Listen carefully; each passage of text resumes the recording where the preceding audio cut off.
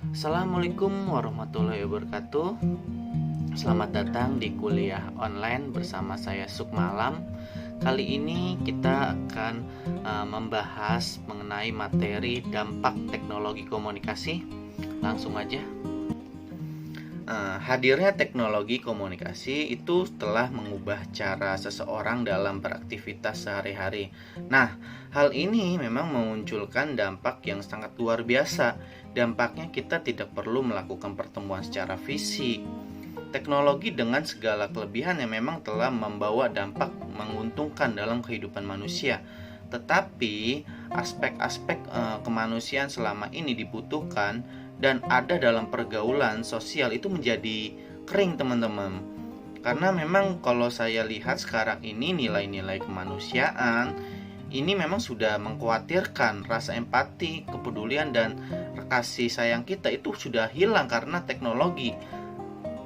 Teknologi tidak sepenuhnya disalahkan memang, sebab teknologi ada karena perkembangan zaman.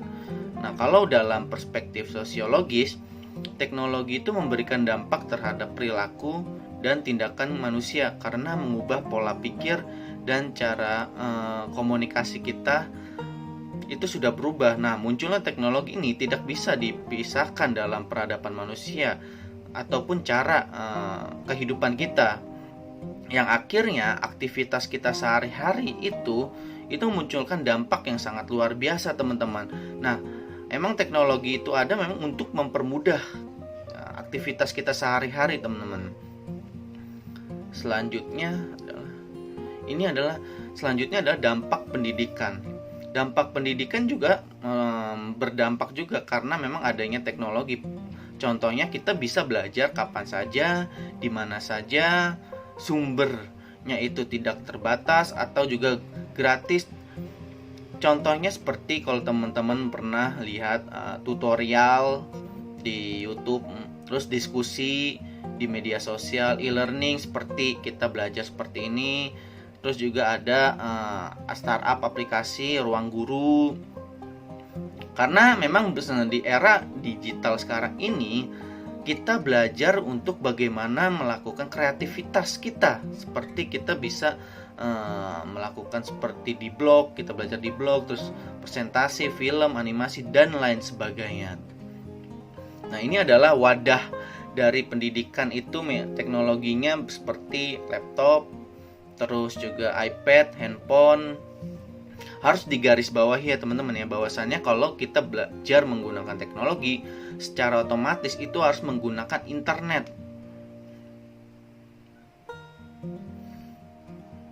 Selanjutnya adalah dampak pekerjaan.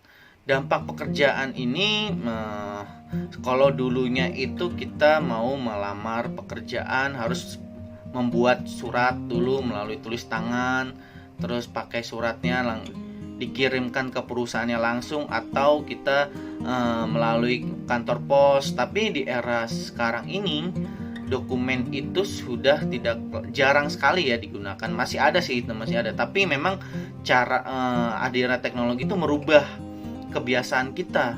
Kita bisa mengirimkan email ke perusahaan dituju, lalu kita cari di situs-situs seperti di Jobstreet, terus karir.com, LinkedIn, dan lain sebagainya. Selanjutnya adalah dampak sosial. Kalau dampak sosial itu pertemuan antar manusia itu menjadi berkurang. Jadi memang kita teman-teman hadirnya teknologi itu pertemuan kita pada orang lain maupun teman, terus lalu juga keluarga mungkin itu sekarang sudah berkurang pertemuan secara tatap muka karena hadirnya teknologi kan jelas ya, karena komunikasinya itu melalui teknologi langsung, teman-teman. Nah, itu yang membedakan dengan komunikasi kita dengan menggunakan teknologi itu tersebut, teman-teman. Yang akhirnya pertemuan kita itu sekarang sudah berkurang, teman-teman. Kita seringkali memang berkomunikasi melalui teknologi seperti WhatsApp, media sosial, bisa juga telepon, mungkin juga masih yang menggunakan SMS dan lain sebagainya. Selanjutnya adalah manusia akrab dengan benda. Nah, ini yang menjadi kekhawatiran kita semua teman-teman, karena ketergantungan teknologi komunikasi itu tidak lepas dari kebutuhan manusia. Segala kebutuhan hampir bisa ditemukan dengan teknologi komunikasi melalui internet. Smartphone merupakan salah satu perangkat elektronik yang memiliki beragam fitur seperti kamera, kalkulator, website, games, dan lain sebagainya. Nah, ini yang membuat kita itu menjadi kecanduan terhadap perilaku manusia itu sendiri. Bahkan smartphone sudah menjadi ketergantungan hidup dan tidak bisa terlepas lagi dari gadgetnya. Hal ini disebut sebagai nomophobia atau no mobile phone. Nomophobia itu adalah rasa takut seseorang apabila dirinya tidak memegang handphone, yang pada akhirnya perilaku kita itu sudah berubah karena teknologi itu tersendiri.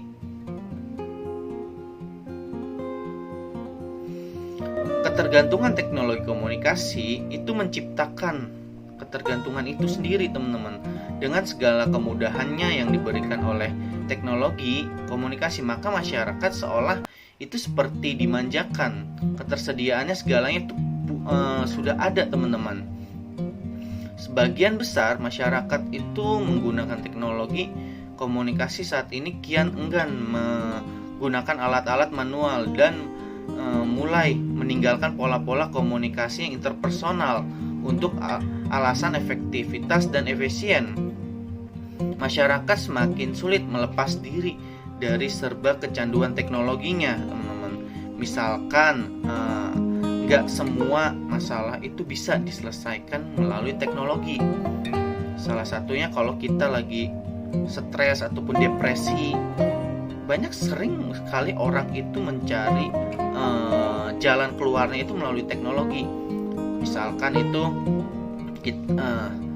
cara untuk menghilangkan depresi, cara untuk tidak stres melalui Google dan sebagainya. Padahal hal yang paling diutamakan adalah bagaimana kalau kita lagi depresi atau lagi stres, lagi ada masalah, itu harus kita menemui tokoh agama ataupun psikologis di tempat pada ahlinya. Karena menurut saya sentuhan-sentuhan emosional itu tidak bisa menggantikan dari teknologi tersebut, teman-teman. Menurut saya memang kalau rasa-rasa emosional itu tersentuh kita, lalu kita bisa menyelesaikan tanpa juga dengan teknologi, teman-teman. Selanjutnya adalah dampak berbisnis. Sekarang ini teman-teman bisa untuk melakukan bisnis dengan teknologi tanpa harus teman-teman punya toko dulu. Kalau dulu itu sebelum hadirnya teknologi secanggih sekarang, transaksi jual beli itu kan harus punya toko dulu misalkan, lalu pengunjung datang ke toko. Kalau sekarang itu tidak lagi. Sekarang sudah ada toko-toko online, misalkan seperti Tokopedia, Bukalapak, OLX, dan lain sebagainya. Sehingga kita kapanpun dan dimanapun kita bisa untuk bertransaksi jual beli. Akan tetapi teman-teman, di sini problemnya adalah ada dampak yang sangat signifikan sekali, teman-teman. Dampaknya adalah, ini saya mengutip dari merdeka.com, teman-teman. Ini judulnya ini 5 dampak mengejutkan hadirnya belanja online termasuk PHK massal. Yang pertama, ancaman pasar tradisional. Tentunya teman-teman ya, hadirnya teknologi itu pasti memiliki dampak yang besar. Salah satunya kalau dalam bisnis ini adalah pasar tradisional, teman-teman. Yang kedua adalah kalau teman-teman sering belanja elektronik di pasar Glodok, sekarang sudah sepi ya teman-teman ya, sudah jarang diminati karena orang sudah beralih ke toko-toko online, teman-teman. Yang ketiga ini menurut Herul Tanjung itu dia CEO ataupun pemilik CT Corp, misalnya kayak seperti Trans7, Trans TV, terus Bank Mega, Carrefour, terus dan lain sebagainya, bisnis banyak banget. Kalau dia menyebut belanja online itu tingkatkan pengangguran. Menurut saya itu kalau di dalam sekarang ini sudah banyak sekali teman-teman ya pengangguran. teman-teman. Lalu juga dipicu PHK massal, apalagi di masa pandemi sekarang ini.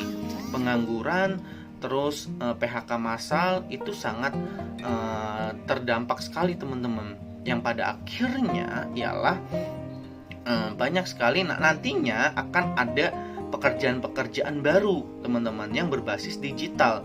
Yang kelima, beberapa mall tutup. Sekarang sudah banyak sekali teman-teman yang mall udah banyak yang tutup karena memang hadirnya toko online. Hampir semua orang itu sudah bisa mengakses internet, lalu berselancar untuk mencari barang-barang yang dibutuhkan, sehingga orang tuh juga jarang sekali ke mall untuk mencari barang yang dibutuhkan teman-teman. Nah, ini materi mengenai dampak teknologi komunikasi teman-teman. Kalau teman-teman belum paham ataupun teman-teman pengen sharing, teman-teman bisa untuk komen ataupun juga DM Instagram saya. Sekali lagi terima kasih atas partisipasinya dan teman-teman sudah menyimak. Sekian dari saya. Wassalamualaikum warahmatullahi wabarakatuh.